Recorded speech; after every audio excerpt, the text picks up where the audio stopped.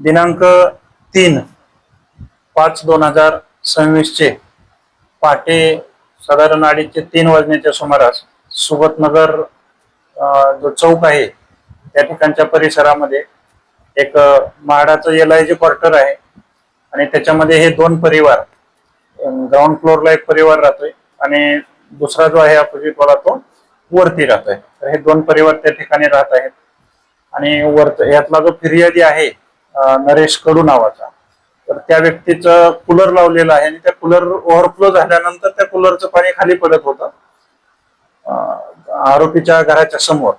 त्याच्यामुळे त्याच्यावरून पहाटे 3च्या सुमारास आरोपीने फिर्यादी जो आहे नरेश कडू याला बोलावून ते पाणी त्या ठिकाणचं पुसायला सांगितलं आणि तो पुसत असताना त्या ठिकाणी त्यांची मग शाब्दिक बाचाबाची, शिवीगाळ झाली आणि त्याचं रूपांतर मारामारीत झालं.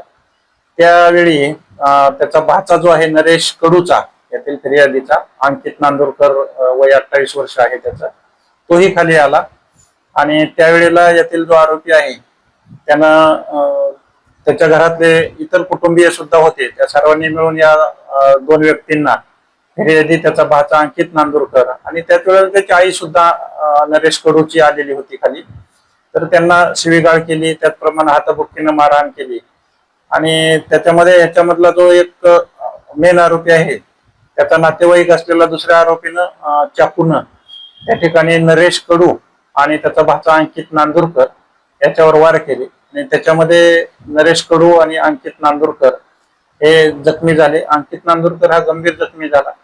त्याला हे भांडण झाल्यानंतर दोन्ही परिवार आपापसात आपल्या लोकांना, आपापल्या कुटुंबियांना, जखमींना घेऊन ते दवाखान्यात गेले होते. बरोबर. याच्यामध्ये दोन्ही पार्टींच्या तक्रारीवरून परस्परांच्या विरुद्ध गुन्हे दाखल केलेले आहेत आणि दोन्ही पार्टीचे म्हणजे नरेश कडू फिर्यादी आणि त्यांचा भाचा हे सुद्धा मेयो हॉस्पिटलला ऍडमिट आहेत.